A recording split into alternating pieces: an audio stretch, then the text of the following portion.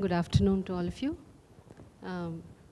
It's a pleasure and a privilege to welcome Sri T.M. Krishna today to the Azim Premji University. And of course, I'm not going to introduce Mr. Krishna or TMK as he's known. Maybe I'll also call him that. So, like you, I'm also very curious about what Krishna is going to say to us today. Because he is at once deeply classical and equally radical in his ways. And he's somebody who has broken so many stereotypes, you know, in terms of music being a thing of the heart and writing being a thing of the head. And he's somebody who has combined qualities of head and heart, and has been at once a musician and a writer. And he, using his exposure to Krishnamurti, you know, Jiddu Krishnmurti's philosophy to the full, has also been somebody who is deeply inquiring and who is trying to kind of change given ways of being and thinking. And for instance, the culture of the kacheri that was so set, and what he has done with that. Is an example of how he is trying to, in some ways, be classical and yet break out of that mold to see what else is possible. So I'm very, very curious and eager to listen to him. So I won't stand in between you and him. And just to say a very warm welcome and thanks for coming. Thank you very much.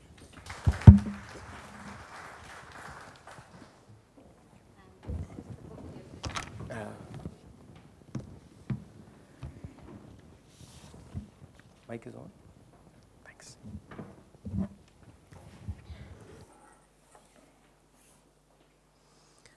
Good afternoon, and thank you for having me over at the university. It's a pleasure to be here. I'm also curious to see what I'm going to say today, as curious as you are.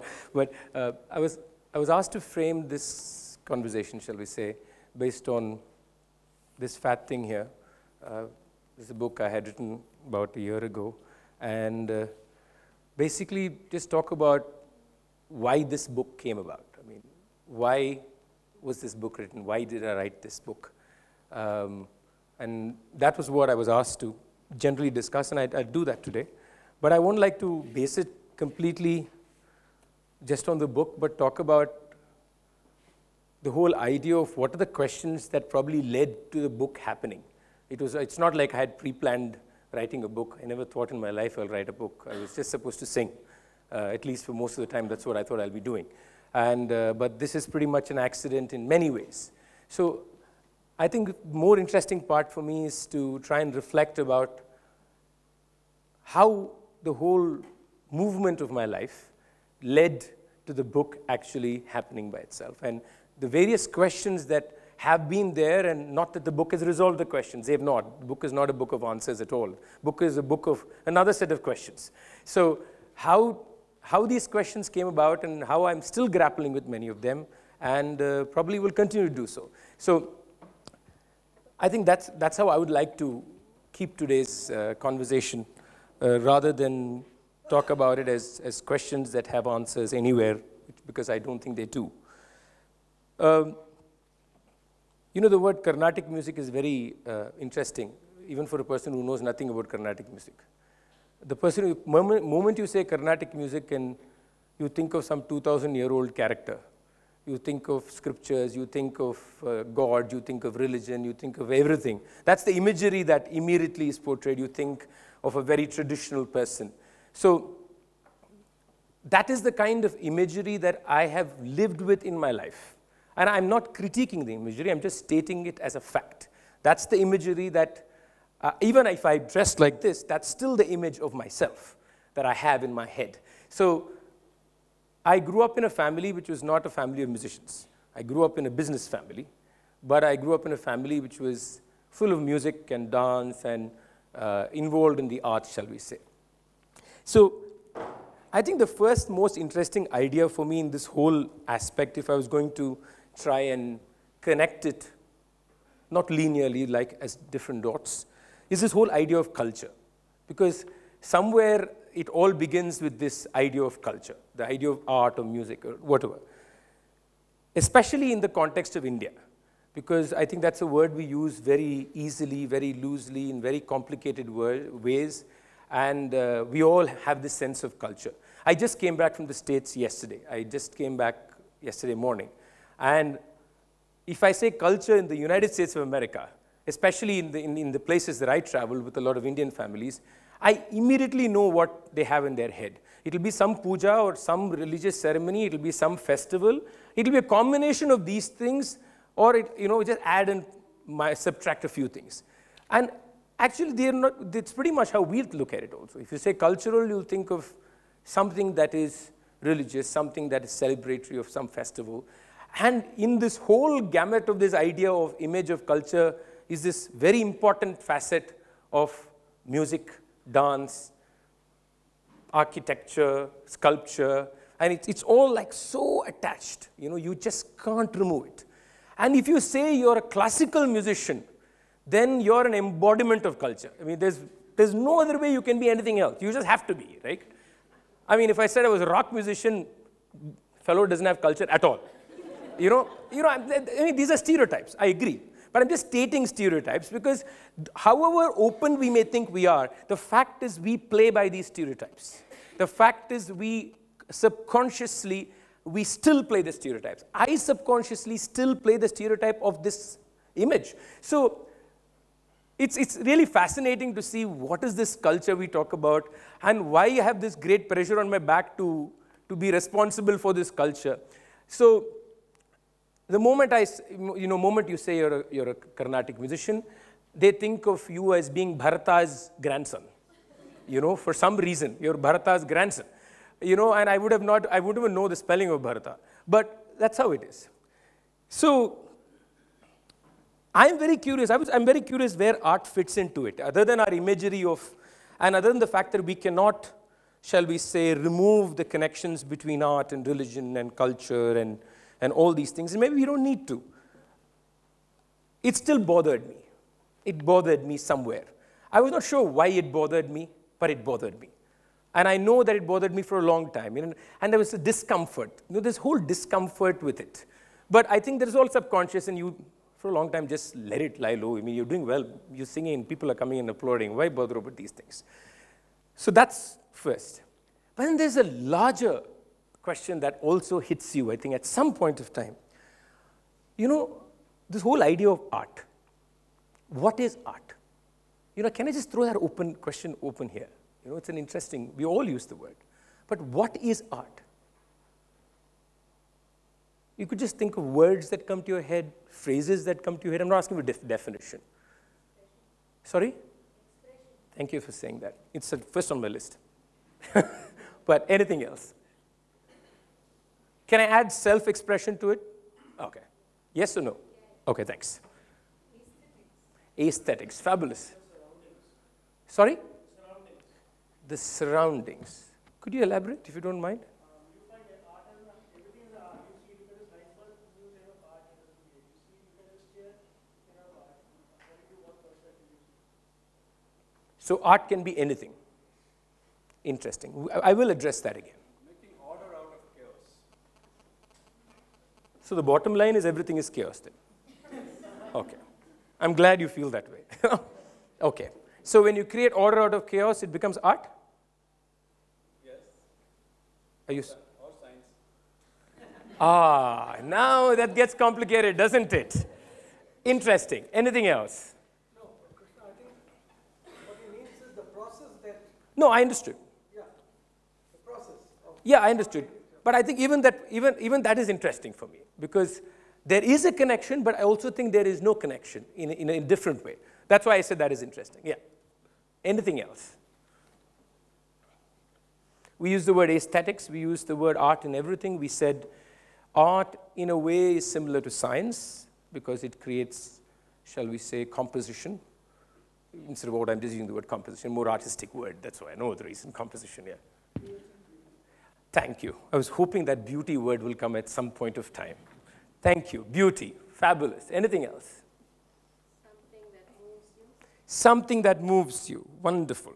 What else? We've covered all the possibilities. Sensual pleasure. Okay. Okay. Okay, then I have to ask you another question. Okay. I'm not here to resolve all these points, though, by the way. If you thought I was going to say resolve it, I'm not here to resolve it. Okay, so that's not happening. But I think in the course of 1 hour, we probably will address a few things and we can pick up a few things here and there. Okay. But then is all art the same then? Is all art the same? How is it different then? It depends on the artist. No, I'm saying I've not even come to the artist. That's stage 2. But I'm just talking about art. We have said something that has beauty, something that has composition, we have something that has aesthetics. I need to dig every one of these words a bit more because, again, these are words that we use very easily, which need investigation. The word aesthetics, for example, needs serious investigation. Beauty needs too. The way of life of the process differs? But you're saying the end is the same. Not necessarily. I'm saying it's different. Can you give me an example, just for clarity? The process of each of it would differ from, and that's why it makes it different and makes it individual. Example? The process of each artist as a singer or a dancer or a theatre person is different from The artist or the art? Can we separate the two just now? Can we not go into the artist?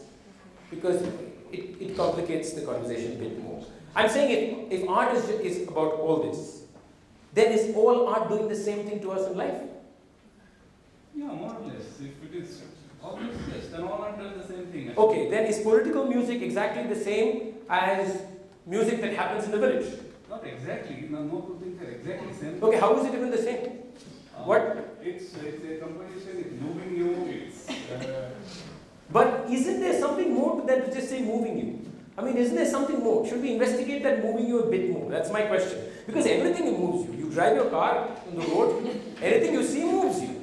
You're human, right? No, Krishna, I think there is a distinction. You can't say that everything moves me. Actually, it's a fact that we are not moved by everything. Like you said, driving a car. Is that a problem with the fact that you are not noticing what could move you, or is perhaps? So now I am saying, if you pay attention to everything, then everything moves you. That was what I took for granted when I made this. But I'm saying there is something happening here. There is something that is different between the art form. I'm not saying they're all not moving you, but there is a difference between political music and its reality in society, in your interaction with it.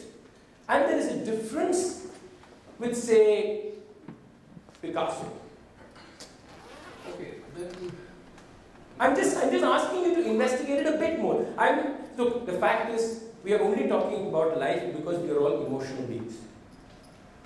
Anything in life is about feeling. I don't differentiate between the head and the heart. Okay? I do not differentiate between the two. Okay? So that is a taken, that is a given. But I'm saying, can we just go a little deeper into it, because this generalization of art sometimes can be problematic. At a meta level, everything is art. Okay? But if you remove that meta level out, I think there is something more we can do. Transcending the specific and going towards the universal or the absolute is one. But then universal, again, if you go universal absolute, then there is no specifics anywhere. But art is leading you towards that in...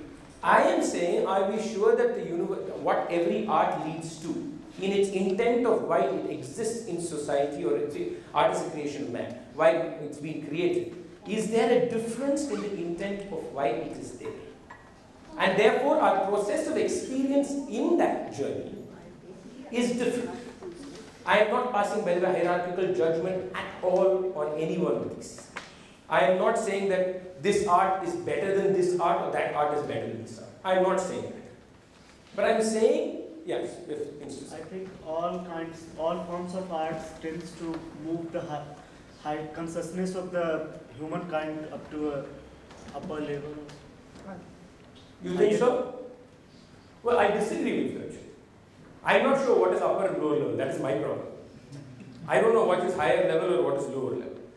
I think art moves you, and I agree with everybody that ultimately it moves you. But I think that the way we negotiate ourselves with art varies depending on the art form itself.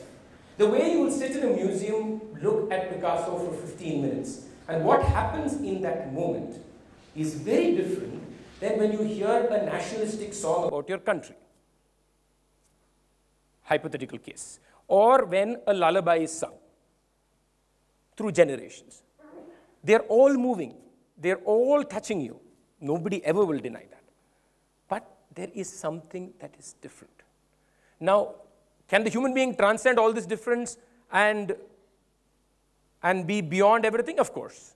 In that case, there's no conversation at all. But I'm not going to that realm of discussion because then there is no specifics we can ever discuss. Okay? Anything else? Can I just, it's like, yeah, go on. That's what makes us attracted to it. Is it? So it's an escape from reality.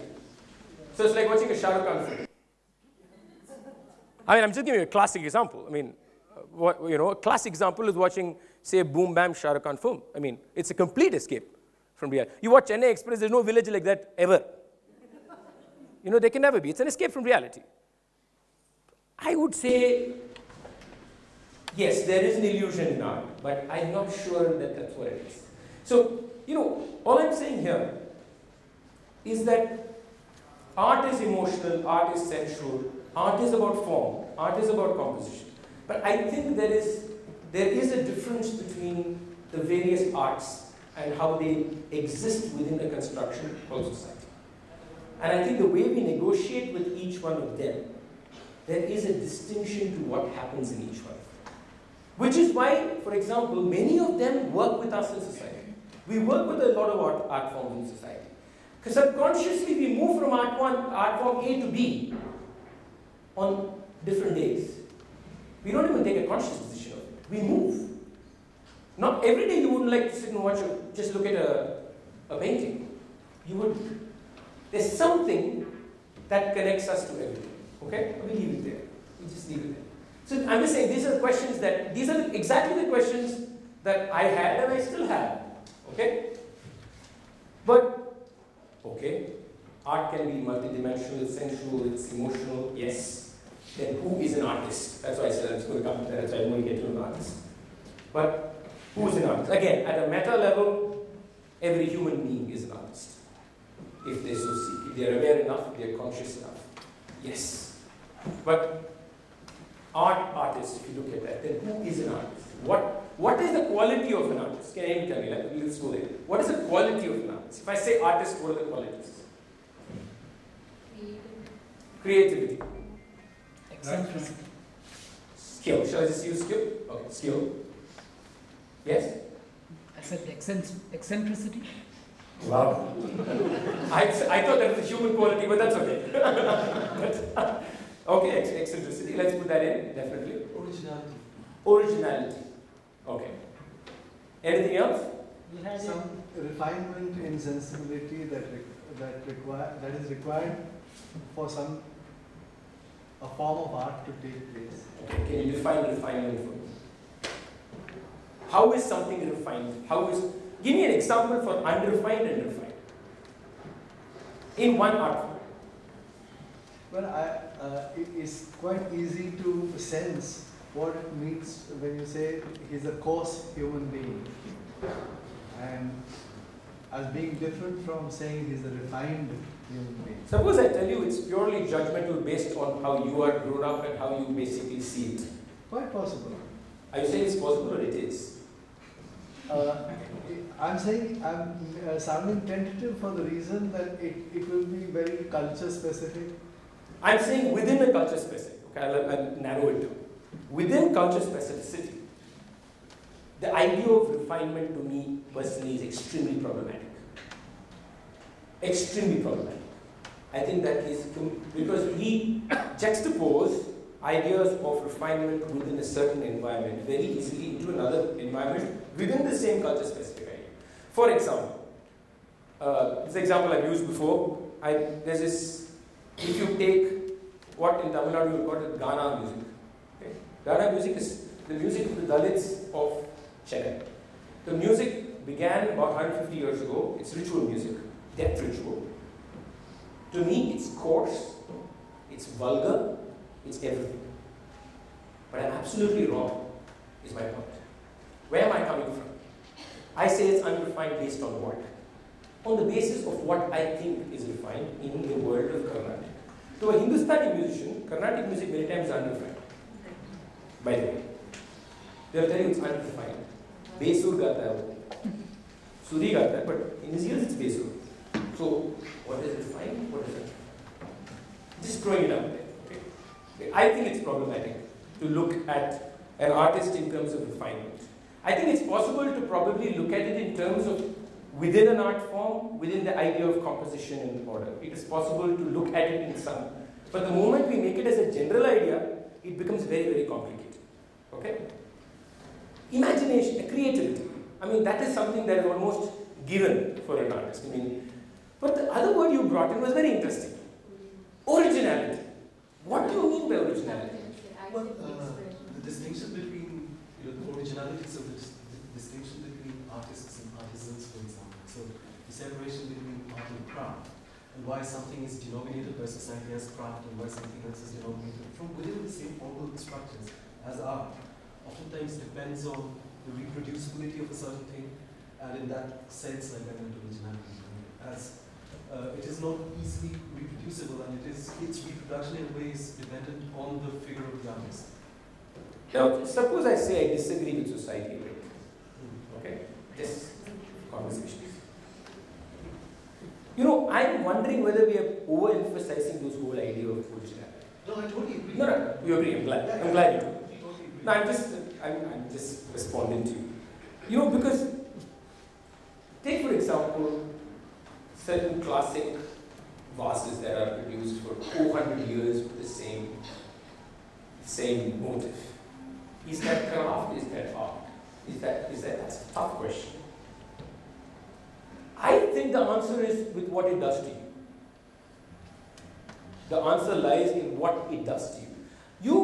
Even in terms of reproducible, what we would call craftsmen, if you go to a store and have 5 vases of the same leaf, you will not pick all the 5.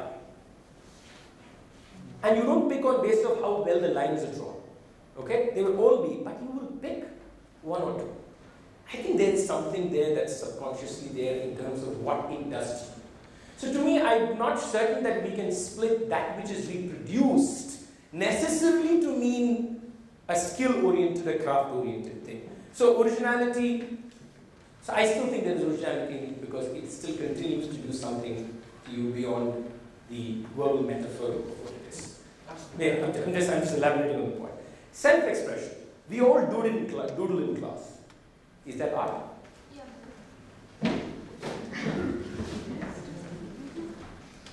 Maybe it doesn't have an audience per se. No. I'm not talking about audience. Forget about you. It's art. No, the composition, conscious composition. That's what I'm like. I think we can think more. Think more about it, please. We all doodle. I used to always draw palm trees. Because that's the only thing I could draw. Okay, constantly in class. Was I creating an art object? Skill is also not there. No. Even if you include skill, was I creating an art object? That's the question I'm asking. No, because it didn't move you. You probably did it to while away time or distract yourself. And somewhere in our definition of art, we use the phrase moving you. What do you say to that? I did feel it.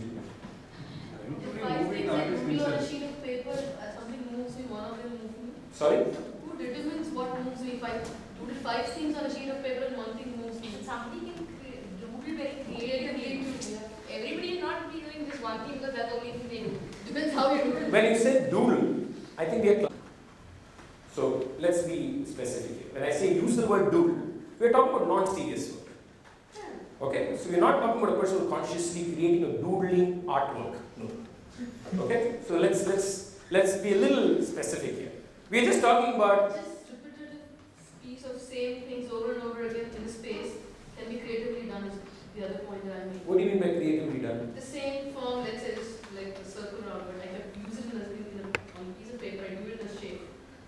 So are you saying you're consciously creating that piece? It may not be, but it can be done. So you're saying it looks... looks... use that and something else. No, you're saying that it looks good is what you're telling me, right? It looks different. To me. Okay, so now art is about what looks good to you. Looks good on me. Yeah, I don't know. Depends. We didn't start the definition, so I No, I'm just curious. I'm just throwing it out now. Because now we're talking about... It also looks good, maybe. It is an expression. Then what is the rest? If the also is there, what is the rest? It's probably an expression of what I've been thinking along with what you're talking about at that point in time. It probably does have some reflection of what I'm listening at that point in time. But there's also the question of intention, isn't it, Krishna? Thank you very much. Because Go there, ahead. Yes. it's unintentional. You're whiling away time, like Aditi was saying. Yes. And to your specific question, pushing us what is art, then there is an intention to do something. Thank you very much. I was looking for that word. So, I think we have to investigate that word a lot. You know? Now, intention and unintentional, don't take it as in terms of saying having a goal in mind. Okay? I think art is about a certain consciousness and a certain intent, a certain creation. Okay? And I think that differentiates doodling and throwing the waste in the basket, or not throwing the waste in the basket, keeping it with you, and creating a piece of art. When I'm using the word doodling to specify the fact that it's not a serious activity, okay? Just to differentiate with it, so that we understand. I think intent is very important. I think the fact is when an art object is being created, any kind, there is a conscious intent, a conscious possibility of it transcending our obvious part of life. Okay? Yeah. But it is also kind of intention is also not something which is abstracted from the social conditions that you live. It is. To go back to... You're saying it is abstract. It is not. Okay, go ahead. It is not in the sense that intention, though it has the quality of presupposing that it's abstracted from society. Intention often tends to, again, to use the artist and the artisan divide, which is again sociological. Yes. No, yeah, I agree. So the artisan can be as intentional in producing what we call craft as the artist might be in producing what we call art. I agree with you. I'm agreeing, but I think here the intent he's talking about is slightly deeper. Now it's not about, you see, I'm talking about, okay, let me just take what happens if I was going to say. We all talked about, I was going to come to this later, but we hit it now, so I'm going to go with it and then flip back later.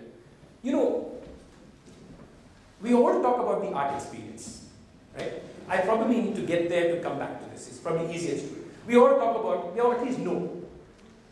That is when you go to this concert or dance or theatre or could be anything, okay? Right now, let's flatten all that out for understanding.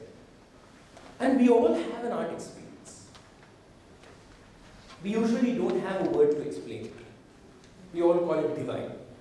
Usually a common word is it was divine. Another is we don't know how the time went by. We didn't know where we were. Just give you very, very classic articulations of what happens. You know, what is happening there to us is something we need to, I think, spend a little time on.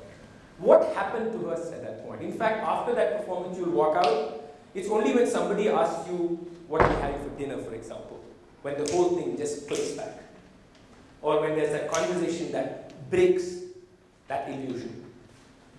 I think that is where we probably will have some amount of an insight into the idea of intent, the idea of conscious intent, of idea of creating that, when I talk about abstraction, what are we abstracting? We'll never say during an art experience that we felt sad. We'll never say we felt happy. We will never talk about the emotional state. We'll never talk about the emotional state. But we will be deeply moved. Nobody can deny that.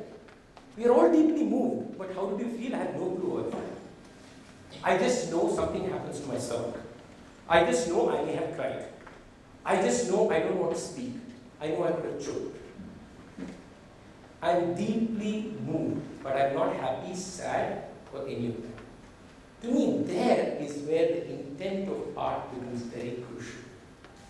That the creation of art has an intent to abstract your experience beyond the emotional states of happy, sad, or whatever you call it, to something that moves you in that sense of abstraction, beyond the categorizations of emotional states.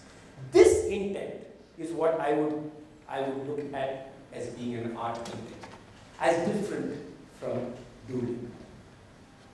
Okay. That is where I would make that distinction. Now, is doodling beautiful? Is it pretty? Who's to deny that? Who's going to question it? I'm not going to question it. But is it this? I think we all more or less agree that it is not. I think this is something that was going to come much later, but the conversation took me there, so I brought it there. So the artist, in a way, is a conduit to this kind of a movement, right? But then even in an artist, there's a confusion. You have a performing artist, you have a non-performing artist. You have a painter sitting at home painting whatever he wants, finally just comes to the gallery. I sit on stage with all you people sitting in front of me, and I'm supposed to create art. So how am I different from him? These are all interesting questions. The whole idea of seclusion, the idea of silence, privacy, peace, quiet is all killed when I come on stage. Completely, right? Before the screen goes up, I can hear the chatter in the audience. The screen goes up and there's applause every 10 minutes if I want it. Okay? So it's a very interesting negotiation here between me and, say, a painter sitting in his studio for months together, just looking at the canvas. It's very interesting. So the idea of public space and private space. How does that negotiate with itself? Is there a difference between me and a painter or me and a sculptor? Or are we the same? Are we as artists the same? Is the spirit that drives me the same spirit? Yes, he does or she does have an audience. I'm not denying that. But the idea of the audience is very different from my idea of the audience. I have to sing an alapra in front of people. I have to be creative. I have to be original. I have all these things, right? All happening there. So how does that change me as an artist compared to a painter? So the question, negotiation of what happens to the public and private space. The whole idea of freedom. That also comes into the question. I as an artist, am I having less freedom because I am responsible to the experience I owe all of you? Am I supposed to make you feel a certain way when you leave this auditorium? Compared to a painter sitting in his studio? So what is the idea of freedom? Interesting question. It is an interesting question. Probably a debatable question. It is a debatable question. I think the whole idea of private and public is very, very, very complicated when it comes to arts that happen on stage. Okay, and yeah. In one sense, it becomes irrelevant if you go back 2 steps to what you earlier said. Yes. That it's an abstract moment of being moved. That transcends. Yes. But yeah. we will not bother to classify that sensation of being moved along stereotypes like I felt sad, I felt happy, blah, blah. Agree. If that is the criterion that makes for art, then you are actually suggesting that it is a completely subjective experience. No, I'm actually suggesting the opposite. How? Because it is a question of me, the beholder, being moved. Okay, very good point. I'm actually suggesting the opposite of what you said. Because I am actually suggesting that in the construction of the art, okay, I'm sounding very scientific when I say, but I mean it slightly more. In the whole idea of composition, the whole idea of construction, the whole idea of form, in every art form within its own system, there is something that is universal, is what I'm suggesting. I'm suggesting there's something universal within every form. I'm suggesting that when the artist comes in contact with that essence of that form, which is built around whatever it's built around, that coming in contact is that moment that opens, is what I'm suggesting. For the for everybody. For the artist, or it opens for everybody. Now, who receives it is a different question altogether. The fact is, I'm saying the channel opens. But I'm not saying whether you will receive it or not is a different game only. It's possible you'll never receive it and go back. And I accept it. That's a condition I accept. But what I'm saying here now is the construction of my form itself so dependent on this audience and artist relationship that going to that so-called essence or whatever and mumbo-jumbo I spoke about abstraction is so difficult for it to happen. Yes, that's the beauty of it, isn't it? It can't be demanded. No, I agree. No, I'm saying. Happens or doesn't I agree. No, I'm saying that I agree with you. I'm just saying that the very fact that I'm a performing artist vis-a-vis a non-performing artist, does it complicate the process of this hit happening? That is what I'm asking. Does it complicate the possibility of it happening? Because it's a social interaction, right? Ultimately, in evening, it's a social interaction. It can become a social interaction. Does it complicate that whole idea of the experience happening? In some point, probably it does. And probably need not. Yeah, it depends on the audience. I mean, the audience of an art form, right? If somebody is not at all interested in music, but interested in sculpture. Suppose I tell you that even in the most Karnatic audience, it is so difficult for it to happen. I am telling you as a Karnatic musician now, from a world I am quite aware of, that even if I had this whole room full of Karnatic listeners who have listened for the last 30 years, it is still very hard for it to happen. Because the perception of a transaction becomes the first point of contact between me and you. That here there is a supply and demand. That here I deliver something for you. The moment the perception of transaction is how we look at art, the possibility of anything beyond a transaction happening diminishes. Vis-a-vis, say, a painter. I'm not about a painter who only sells so that he wants to sell to a gallery. I'm talking about a painter who paints. Okay? I'm just saying it's very interesting. So how does an artist like me transcend the idea of transaction? But I'm sure you would be singing stuff for yourself also in a particular kacheri. I'm going to say that even singing for myself is a transaction. Yeah, I'm just satisfying my own ego. It's just so you don't see it. When I sing for myself, I'm just making myself feel better. That I give tick marks based on what I think is good music and I keep going. Right? So the singing for yourself or singing for you, I personally as an artist don't see a difference. As an artist, I'm telling you. When I say I sing only for myself, I don't think I'm a greater. When somebody says he sings only for himself, I don't think music immediately becomes anything. I think I would rather rephrase it, okay, for example, and say if the artist is willing to be with the music, there's a huge difference between being with the music and being with me. Not myself, I was not from the ego perspective. I was just saying. The moment you say myself, it's only ego. No, I didn't mean it that way. Okay. So if I say I'm only looking at music, even sanity, look at construction, look at composition, look at it that way aesthetically, whatever, then it changes the perception. But the fact is that the moment we sit even in a concert with Carnatic music listeners or Hindustani, they still look at a transaction. I want to make sure that I give you certain things which has come in. Okay? I'm going to move fast because I'm spending a lot of time on this. I thought we would.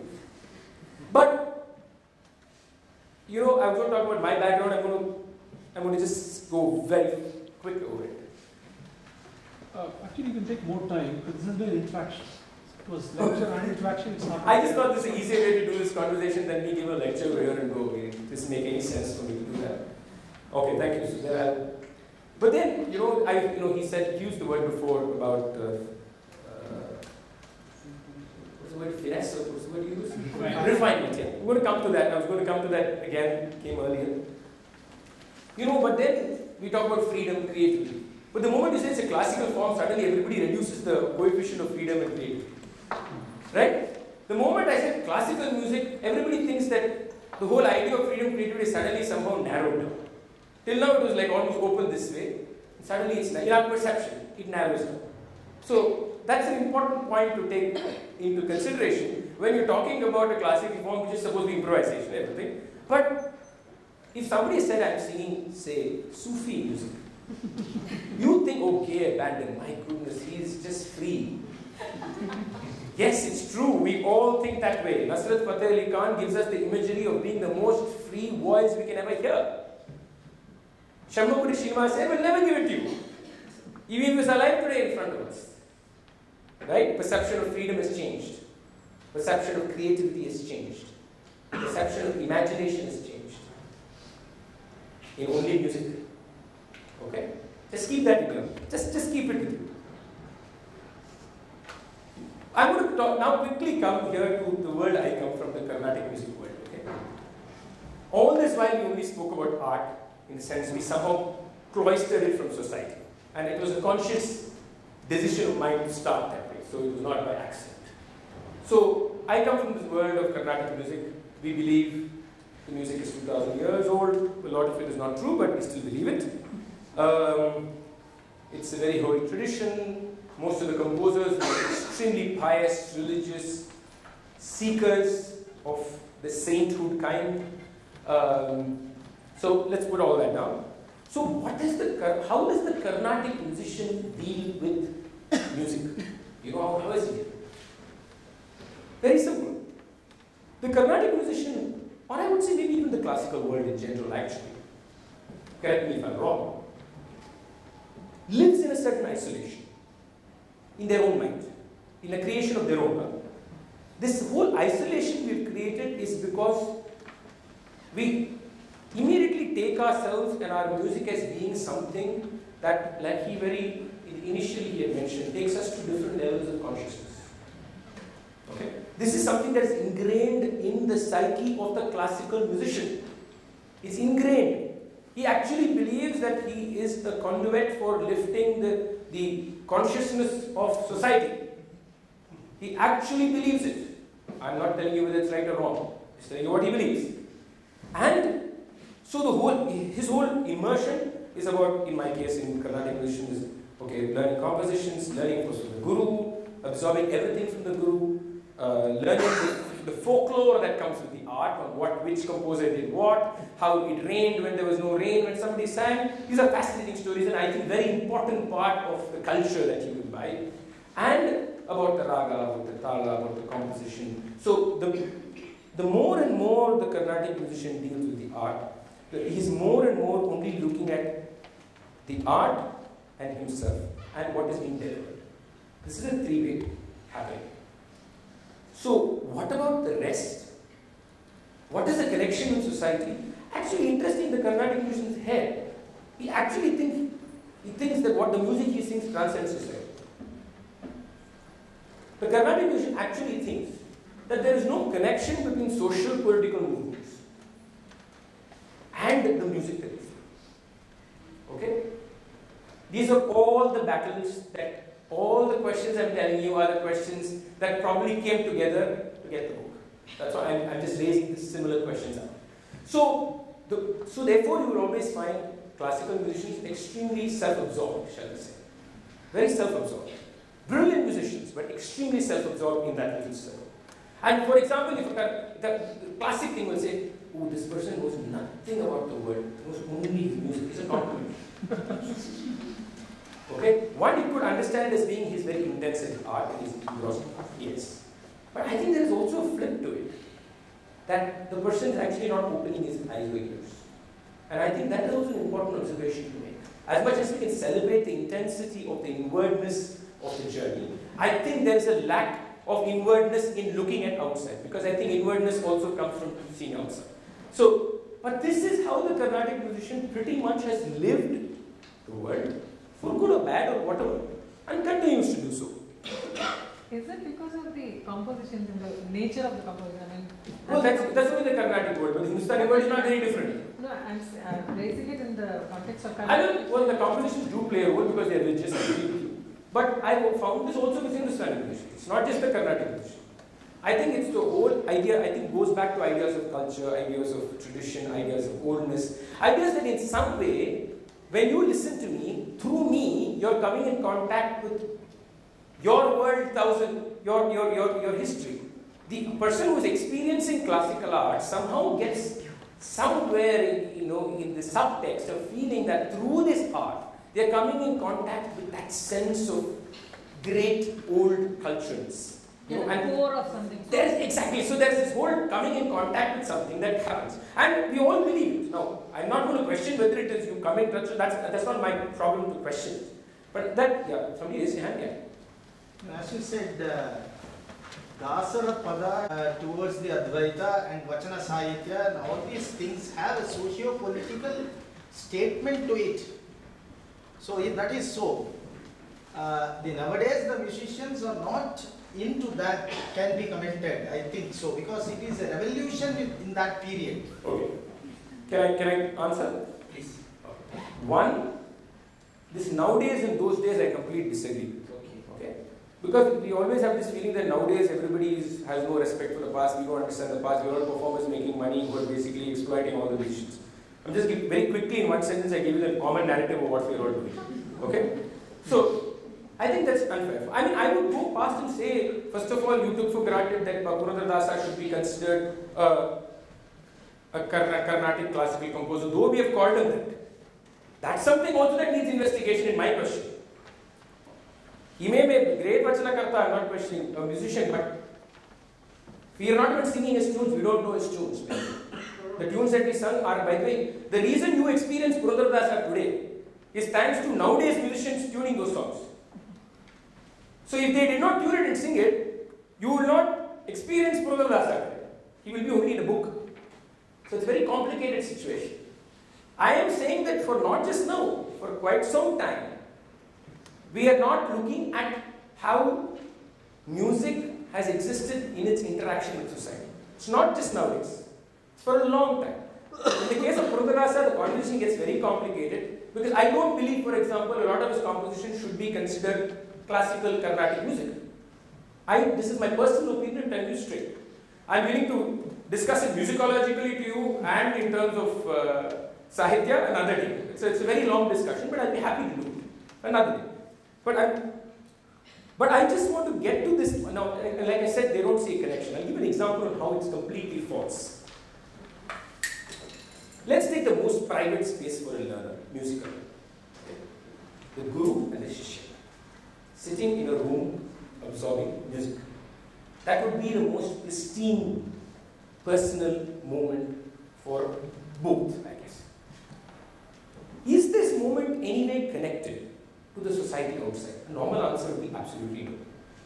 As a student, if you ask me that question, I'd say, but there are narratives that are being absorbed by the student that are narratives from the outside.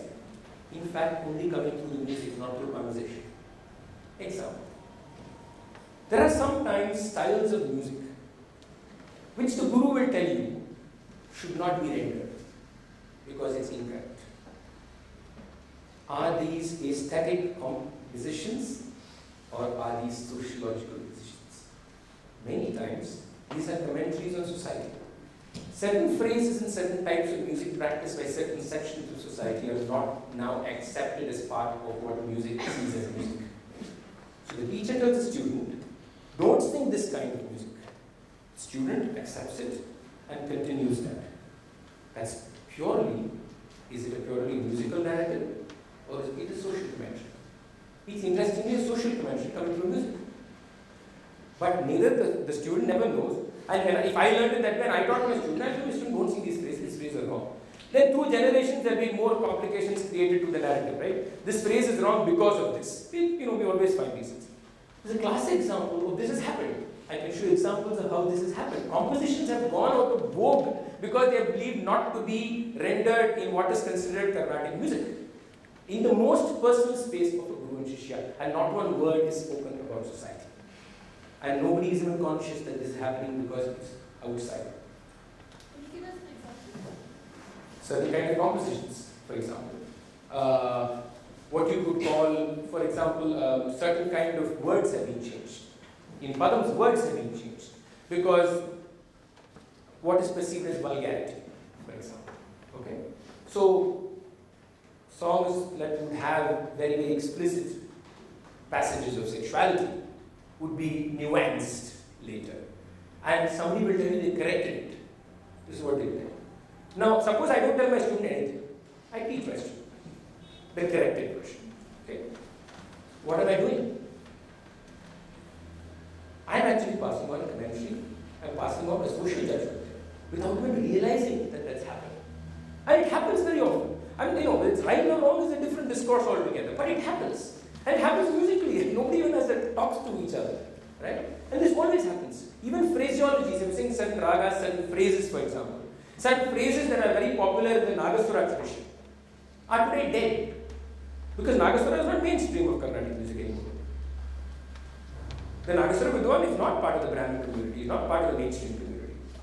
Does render music, but unfortunately now he has to also play by the rules that we have set. But that's a different thing altogether. What happens to those phrases? Aren't they aesthetic creations? Are they purely immersive artistic compositional ideas? But they have been removed in the most private space of teaching an atmosphere for non-aesthetic reasons, for purely social reasons. But the musician never sees that, right? So, I'm just now going to describe to you the outer world of Carnatic music and connect that with this inner world, because we started that. That is the world of gender, caste, language, religion, and hierarchy. Okay? And just give you a few of the games that are played in the world of Carnatic music and continue to be played. I'll start with a very simple thing. I don't know how many of you have seen, how many of you have been to a Carnatic concert? Most of you? Oh, perfect. Makes life easy. Okay, let's say this is a stage. I'm the singer. I'm seated here.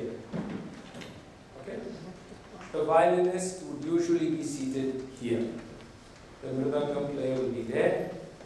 The kanjira or ghatan will be behind. Okay? You know how I'm addressed? I'm called the main artist.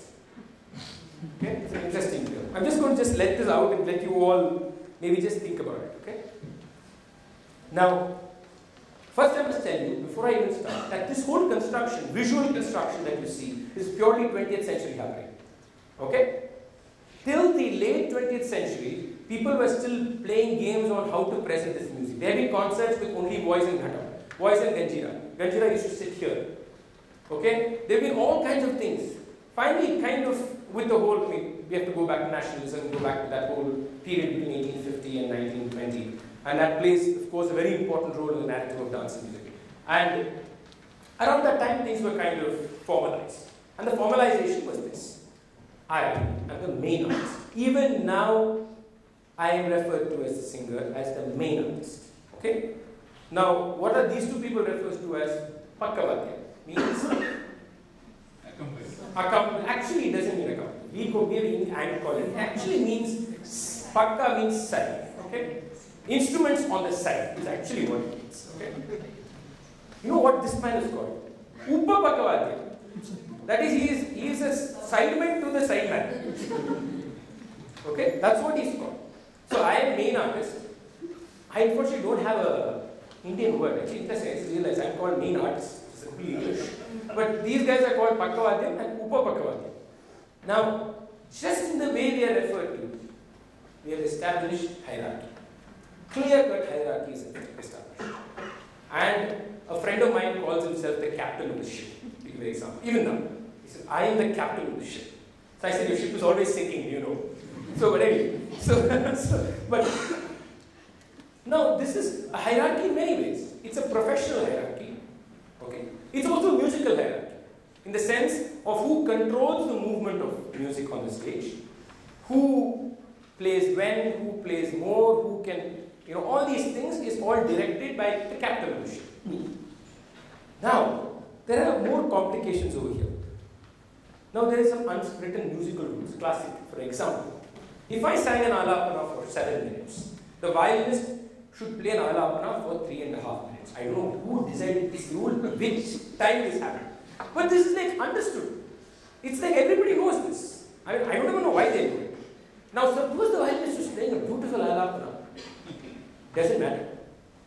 If the alapana went to almost the length of the vocalist has a problem. The main artist has a problem with it. The audience also has a problem with it. Let's not forget that. Even if it is the most beautiful violin alapana, it may be exquisite. I don't care. He played too much will be the first thing that everybody remembers. Is it a musical statement or a hierarchical statement? Interesting. It's very interesting, right? But then, Actually, the person who is very weak on stage is the violinist, in spite of this, in many, many occasions. The person who has a lot of control on stage is actually the mridangam player. Okay? Rhythm is something that would pretty much dominate everything else. Okay? So, if rhythm works, everything else kind of falls in line. Okay? So, I think the person who really changed that dimension is the great mridangam player Palgat Manir, who pretty much dominated the world of South Indian music for about 30-40 years. Okay?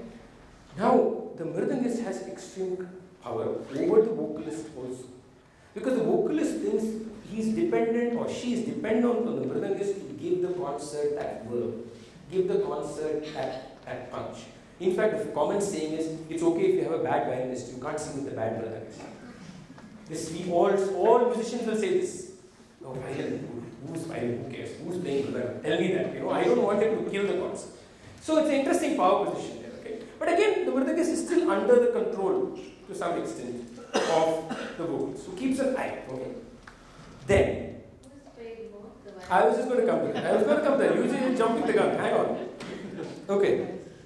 So, but this interesting thing that has happened of late is that the singer nowadays hears his or her own music through the mridangam. I'll tell you what I mean by that.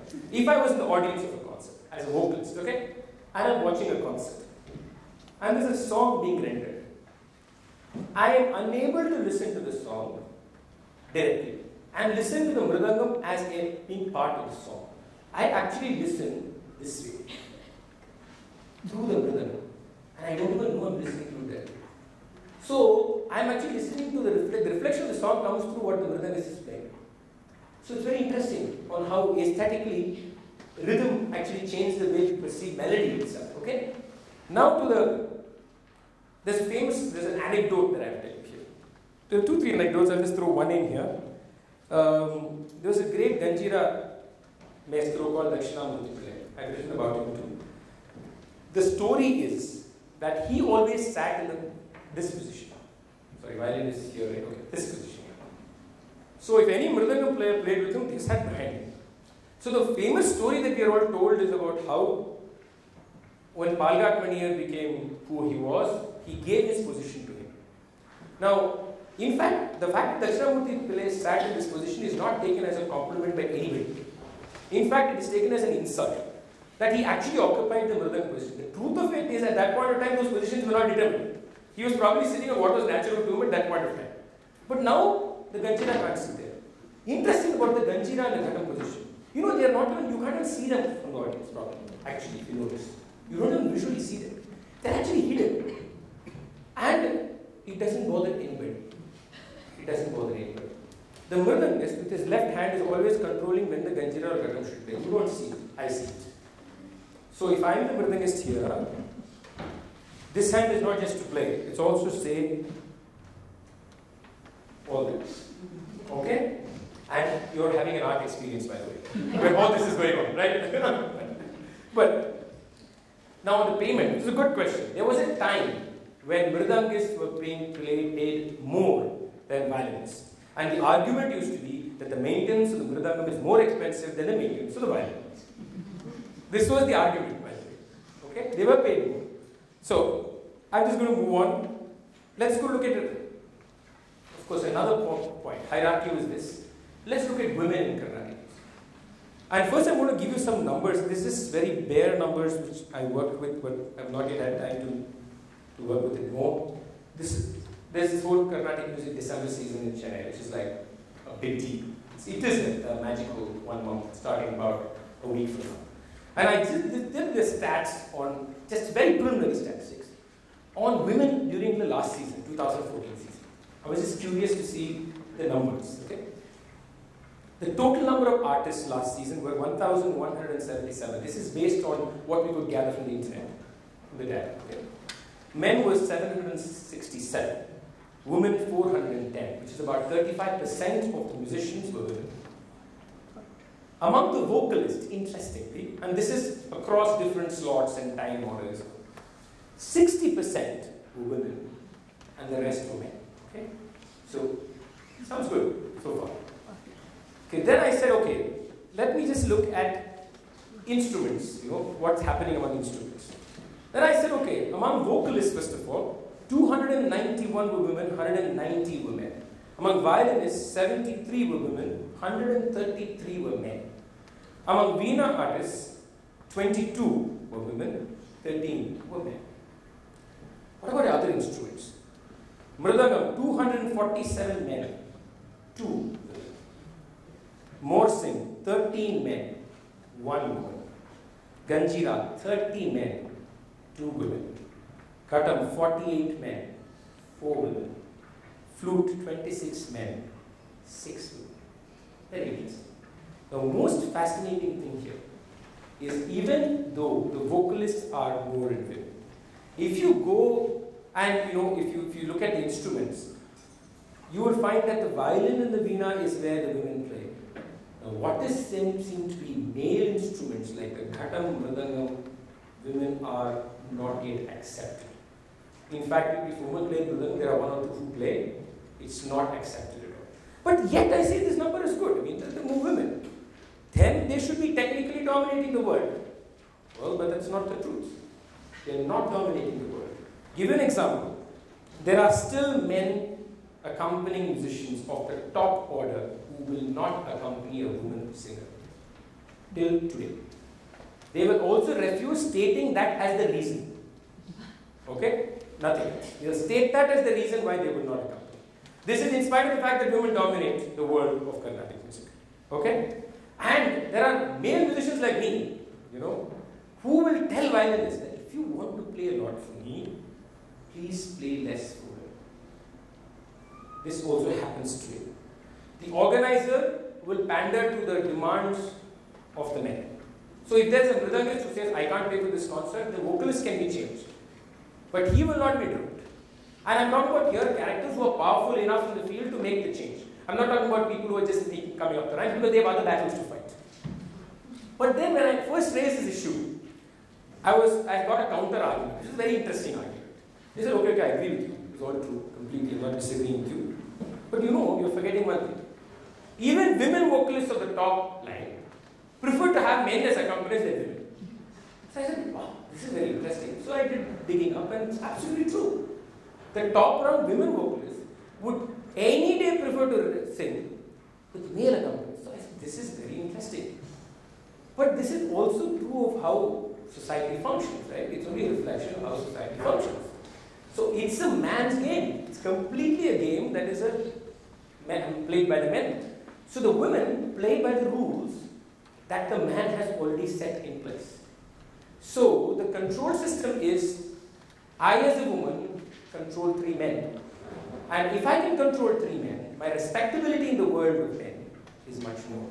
If I share the stage with 1 more woman on stage, dimensions change. So all these women will have women accompanying them until they reach that point where very interesting. It's very, very interesting. And it's true. You're welcome to check the newspapers out from now of all the top women. And I'll put a wager on this.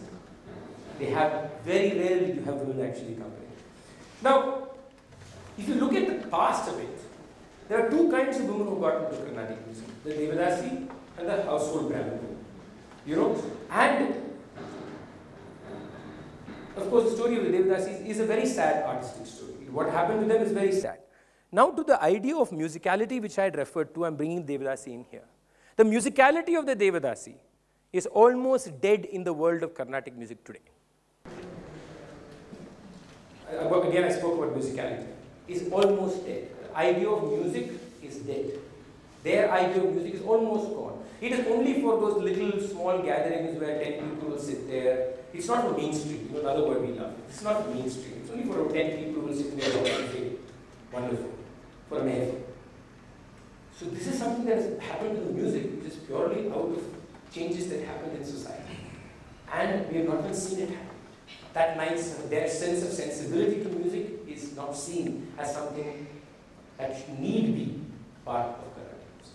So there is also here a case of, it's very interesting on how the whole Devadasi and the household Brahmin woman battled for space in a men's world. Both played different games. The Devadasis of the first generation, at least, if you take M.S. Sulakshmi, if you take M.M. Vasant Kumari, they played it very differently. I mean, M.S. Subbulakshmi played the game very, very differently. She was fighting a man's world.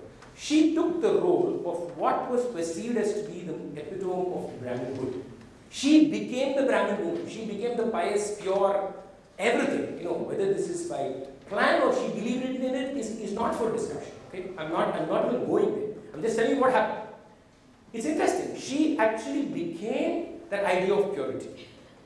D.K. Pattamal was a Brahmin woman who was not allowed to sing outside her house because she was Brahmin, and Brahmin women don't sing on stage. She did something even more interesting. She became masculine. In fact, her greatest compliment she used to always say is that everybody says, in Tamil, I'll say in Tamil, Yendavanda Amala Paattu Solva. That is, mine is man's music. For her, it was a compliment.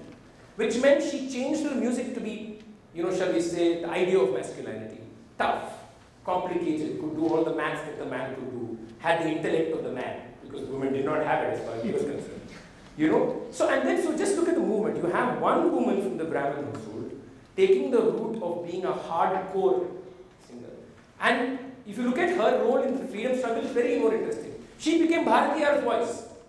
The voice of who is pretty much the epitome of masculinity. Bharatiya in many ways was an emblem of masculinity. She became Bharatiya's voice. And look at M.S. Subbulakshmi. She took the completely different trajectory. It's fascinating. And these are two imageries, by the way, that still exist. They have not gone away. The Devadas imagery is gone because there is no one singing. But the idea that women's music, everybody will tell you, all serious rustikas will tell you, man's music is more serious than women's music. He will tell you, or she will tell you, that women's music is good, it's nice to the ear, it's soft and nice. But man's is hardcore stuff. Which is a load of nonsense, of course. But that's the image. So there is a second.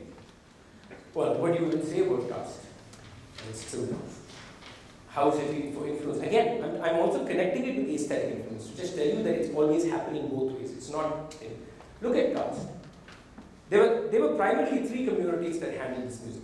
First of all, Carnatic music was always elitist. It's not like it became elitist. So let's first not think that at one point in time it was all welcoming with every Dalit singing it. Never happened. Okay? Never happened. So it was a triangle between the Devadasis community, whether they were the ones in the court or whether they were the ones in the temple. The Nagaswara Vidvans and Tamil Vidvans who were related, they were part of the same Isevella community of the Devadasis, and the Brahmin scholar, musician, composer. In spite of social hierarchy, all three, first of all, belong to the top layer of music of the whole societal structure. There was a free conversation of art happening between these two communities. They were learning from each other. They were passing on ideas to each other. You know, the Nagaswara ideas came into the whole world, the vocal music was developed. The Padams and the Javanese contributed to the idea of compositions. The scholars were constantly giving theory to it. So these three were constantly exchanging. With the whole nationalistic movement, the Devadasi disappeared. She was pretty much wiped out. Okay? The Nagaswara Vidwan became a temple artifact. Pretty much a temple artifact. Okay? So if you go to a temple, you will have somebody playing Nagaswara, even. So that's a burden. The fact that there was art objects being created by the Nagaswara Vidwan, the fact that even in a temple that the person was transcending the context of the temple was lost. But interesting thing happened is that the Carnatic musician, the Brahmin community that took over the music, did one very smart thing. They took ideas from these two, okay, and then created a narrative which you could call urban upper class Brahmin narrative in the early 1920s, in especially Madras, their Madras. Now the Devadasis were weeded out, their ideas taken. Nagaswara Vidwans stuck in the temple. Then the Nagaswara Vidwans had to battle it. So they started changing their music. They used to play only alapanas. They said, no, we have to start playing compositions now. Completely an artistic decision. Based on the fact that if they didn't play compositions, they can't be part of the mainstream kacheri scene. So they tried getting into the kacheri scene by dropping artistic creations and artistic ways of playing the Nagaswara, which was part of their tradition, dropped it completely. Some are not existent today, because they wanted to get into the narrative of the mainstream concert musician. They did not succeed. But they tried, and they still try. Completely an artistic influence of what has happened. And you don't have that music anymore. You have something called Rakti Mela, which the Nagaswara Vidwans used to play. Today, hardly anybody knows how to play it. There's one man who was alive, he's passed away. There were very few people. They were all being played in the temple. And that was part. If you went for Nagaswara music in the temple, you heard all that. Today that's gone because they want to play compositions. There were many interesting fights. Nagaswara Vidvans wanted to start and decided that they would sit and play instead of stand. Because that was social injustice, right? There was a battle going on there. So, but nothing has really changed for us today. If you look at Carnatic music today, we have Brahmin singing, Brahmin listening, Brahmin talking. I know I'm generalizing it, and probably the fact is percentage-wise I'm pretty accurate. It's true. Good or bad or ugly, that's the truth. Okay? And the fact is that everybody else has lost out in this game. It has pretty much lost out in this modern narrative that is being created. And I think the biggest loss, other than the sociological loss, is that there's huge aesthetic and artistic loss that has happened, which is what also bothered me tremendously in my inquiry. That there is aesthetic loss that has happened. And this has to be questioned. This has to be, we have to inquire about it. We have to find out what these losses are.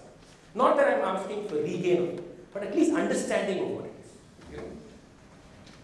Very closely tied with the caste battle is the battle of language. Non-Brahmin Tamil, Tamil Sanskrit. Brahmin Sanskrit. This is like one line that is drawn, which is a ridiculous line, yeah? But that was very close to it. It came very closely to it.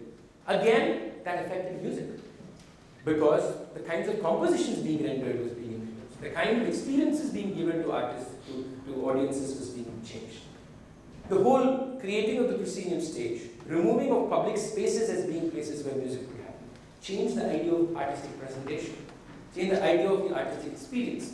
So, as much as we, Carnatic musicians constantly like to stay away from social conversations, the fact is that social discussions have affected that art experience that we are trying to create.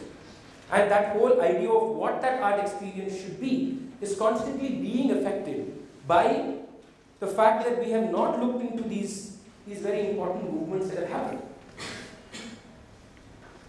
Now, when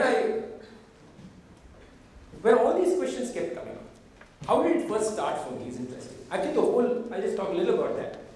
It started for me actually, very interestingly, maybe consciously at least, around 2000, 2001, when I was curious about ragas. It started as an internal inquiry about raga and tala again. And I started doing some research on a certain document called the Sangeeta Sampradaya Pradarshini. It was published in 1904, a magnificent document that archives 200 years of music. Okay, and I did some research work with it. And my curiosity was, on an overall level, on how does the raga sound according to this author, and it's written by him. What's special about that document, it's the first time almost that you have notations for compositions with signs of movements, of gamakas. So you can actually try and recreate it orally. Okay? Let's say, always creating music out of written text is a challenge. For our music, it's harder. Let's say an error factor of about 30-35% in what I did. I'm throwing that in straight. Even if I did that, I found it fascinating that this idea of raga and how it sounds to us, just 60 years or 80 years later, is completely different from how it was sounding from this gentleman. And that got me even more curious into the idea of musicology and history. So that's when I started my inquiry into where does this raga come, where does forms come, where does composition come from. With this idea of beauty, for example. What is beautiful to me? Can we look at beauty as not being something personal? Can we look at the idea of beauty as being something more than I find it beautiful, you find it not beautiful, then there's no conversation here. We can all go back home. But is there something more to the idea of art than the perception of your beauty and my beauty? Is there something about construction, about composition, about its evolution, about where it's come from, about how it's constantly being fed, that gives itself a certain sense of beauty, which maybe is what we come in contact with when we have that artistic experience, when it is not about my sense of beauty. That rose to this. So I started researching, I started discussing a lot of ragas, and this went on and on and on.